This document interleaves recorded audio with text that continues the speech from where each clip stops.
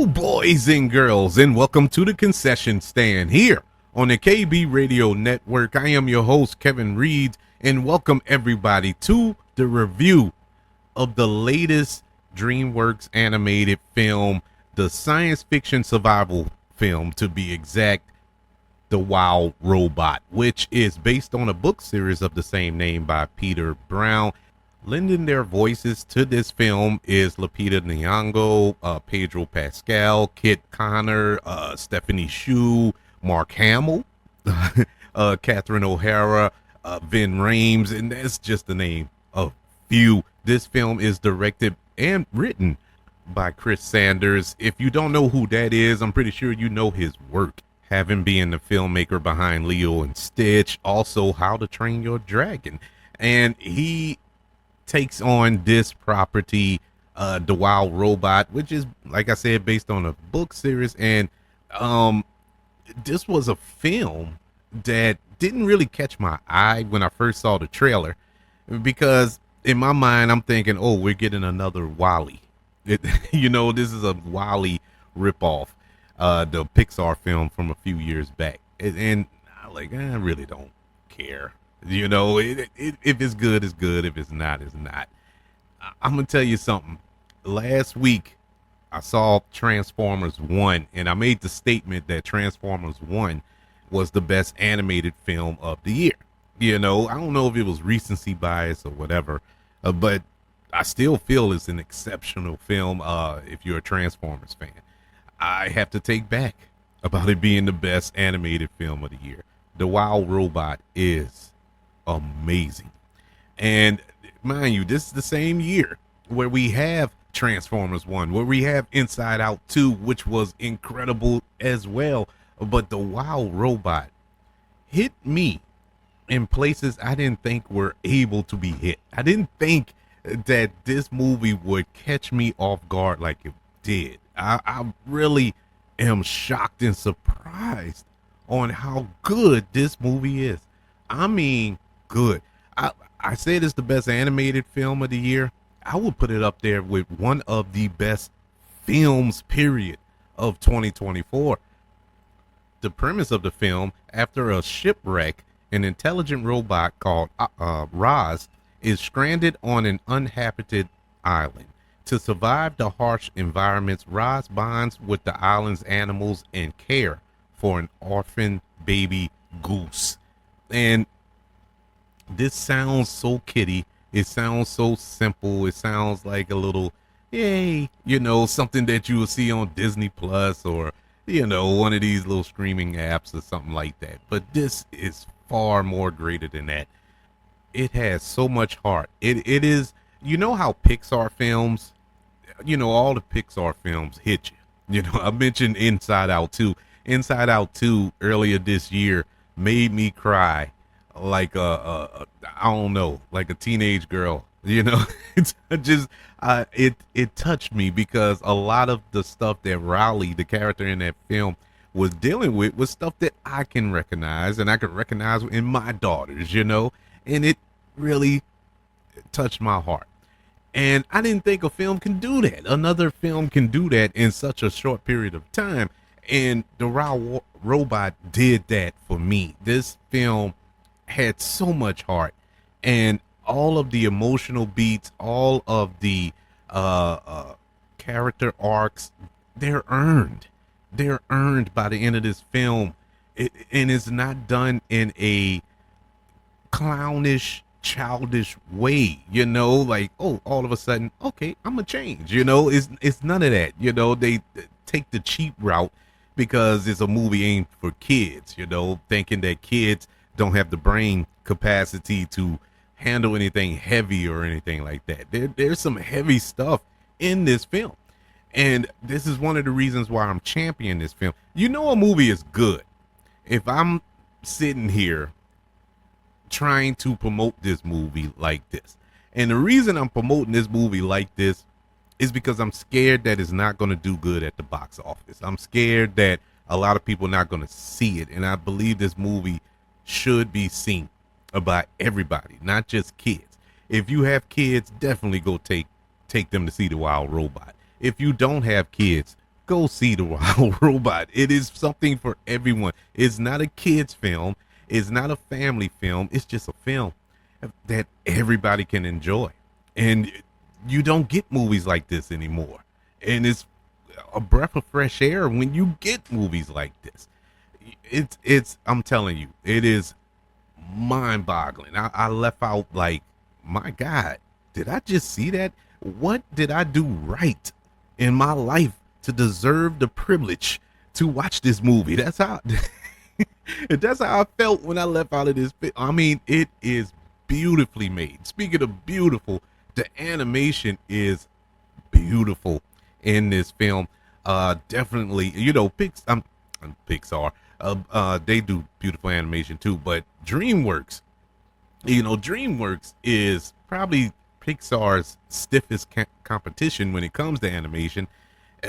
They really stepped it up here, because this, you know, in the past, you know, I like How You Train Your Dragon and Shrek and Puss in Boots and all that good stuff. Yeah, all that's good, but it's like they just turned it up to 11 on this film with the animation style. I mean, photorealistic to a certain degree with a lot of the shots in this film. Really good looking. The look was great, but the voice acting was even greater. The lead here, Roz, the robot, who is voiced by Lupita Nyong'o. If I didn't know it was Lupita Nyong'o, you couldn't have paid me to tell me that it was Lupita Nyong'o voicing this character. Such an excellent job as this robot, as this, I mean, machine. It's a machine. And throughout the course of this film, this machine, non-spoiler review, of course, but this machine grows human emotions, real emotions. And it's earned. And her voice acting here is so good, that made you, cheer for this character, made you connect to this robot. It's a beautiful thing to listen to and to watch. Pedro Pascal as the fox in this film. I loved him in this. I loved his voice in here. He gave this little suave, kind of conniving yet sensitive and caring animal, and it was the perfect mix. You felt for this character. You really, I mean, my gosh, it perfectly written. Perfectly written. I mean, come on, man. The voice acting here is top notch. One of the standouts for me. Everybody did excellent. There wasn't a bad voice actor in this film. Everybody was perfectly cast for their role. They really took the time and got the right people for their character. But the one that really stood out, and they're not in it long, is Vin Rames as a Hawk. I think he is, and he's. I loved it. It was like one or two scenes he was in, but his presence alone, his voice, Vin Rames, he got that deep baritone voice. He shined as this Hawk. He absolutely shined. If I have a flaw in this movie, it's the fact that that character is not in the movie enough to me. But it was great to hear him out in this film. I mean, I have absolutely no gripes about this movie. None. And I've been thinking about it for 24 hours. I waited to do this review because I didn't want to do the recency bias thing. I wanted my emotions to kind of settle and actually come at this in an intelligent manner. And I still feel the same way, I still feel the same way. This is one of the best films of 2024. All right, not just animated, not just family film, best films of 2024. The Wild Robot, which comes out in theaters this upcoming weekend on September the 27th, gets a letter grade of an A+. Perfect movie. I don't care if you're 2 or 200, go see this movie. It is for everybody. It's so emotional. It's so much more I want to say, but I don't want to spoil.